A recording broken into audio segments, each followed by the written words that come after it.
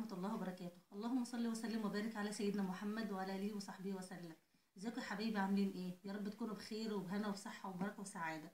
النهارده بإذن الله هنعمل مع بعضنا كده السردين المخلل المملح في البيت.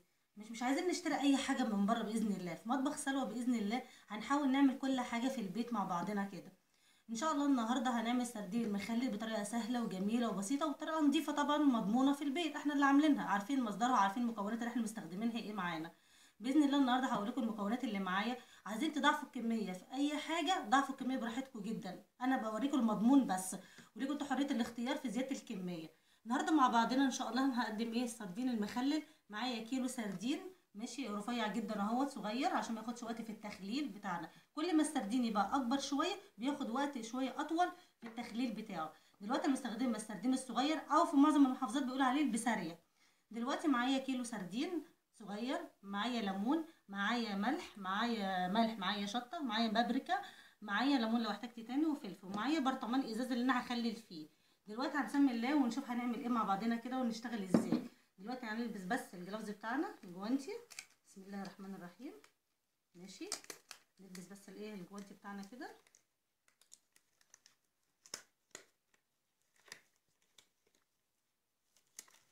ماشي،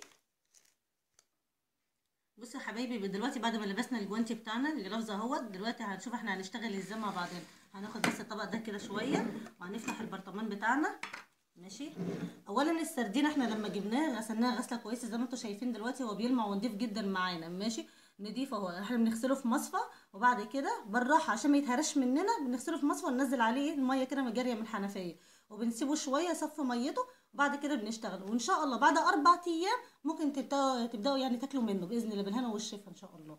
ماشي، دلوقتي هنشوف احنا هنشتغل ازاي. ماشي، تمام كده.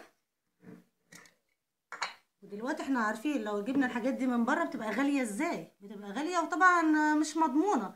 ماشي، مش مضمونه. دلوقتي احنا بنحط في قاع البرطمان، برطمان ازاز نضيف جدا معانا. ماشي، بنحط ملح. ماشي كده، تمام. وبعدين بنروح جايبين طبقه من السردين، بسم الله. ماشي، طبقه كده، بسم الله الرحمن الرحيم. ماشي،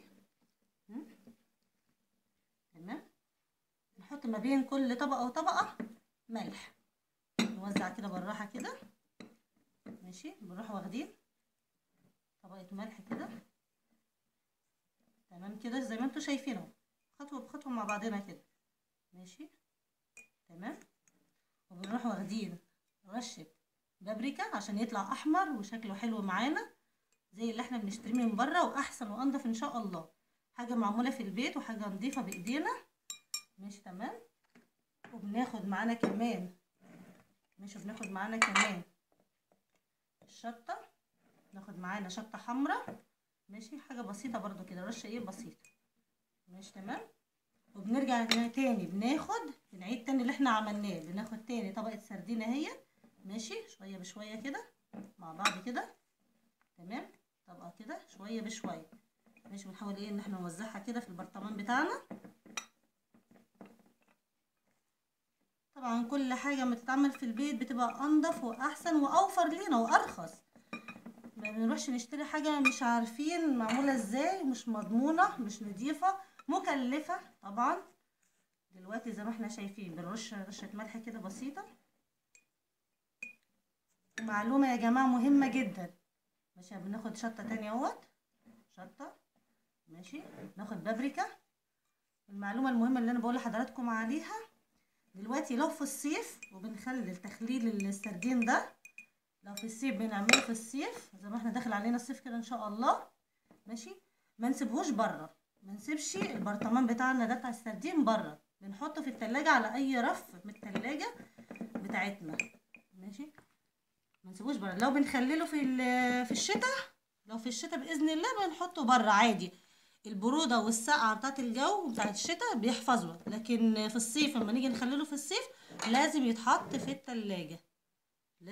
التلاجة، على اي رف من الرفوف بتاعت التلاجة، علشان ما يبص معانا ويفسدش معانا ويعفن. ونرجع نقول احنا ايه اللي غلطنا فيه، احنا ايه اللي حصل. ماشي، انا بديكوا التكات البسيطه ديت بس، ارجوكم نمشي عليها بالظبط. ماشي، وبناخد رشه برضو شطه ما بين كل طبقه وطبقه كده، بنرش رشه شطه ورشه ملح ورشه بابريكا عشان يطلع ايه البابريكا ده بتدي لون معانا وشكل معانا حلو قوي للسردين ان شاء الله لما نيجي نطلع. وطبعا احنا ما بنحاولش اللي احنا نكتر السردين، طبقه بسيطه، وما نحاولش نكتر الملح برضو بقدر المستطاع، يعني ما نكترش الملح علشان ما يطلعش معانا حادق قوي قوي زي اللي احنا بنشتريه من بره. هما طبعا بيحطوا ملح كتير بره ماشي علشان ايه يحفظوا، عشان ما بيحطوش في التلاجة. دلوقتي الربع كيلو اصلا، الربع كيلو اصلا من بره بيعدي الربع كيلو، بيعمل مبلغ يعني دلوقتي. ماشي تمام كده اهو. بصوا بنعمل ايه اهو، بنرش ملح ورشه شطه معانا ماشي، نوزع كده، ورشه بابريكا بسيطه كده برضو عشان تدي لون وشكل حلو معانا ماشي زي ما حضراتكم ايه شايفين كده معايا.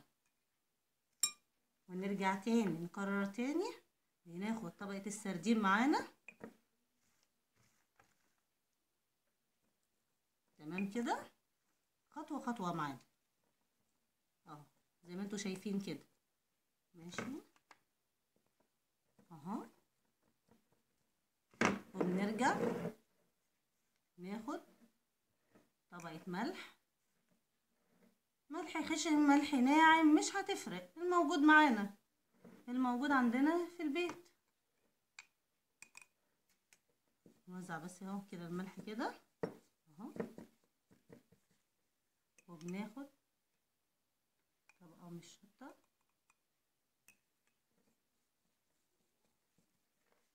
طبقة من البابريكا بتاعتنا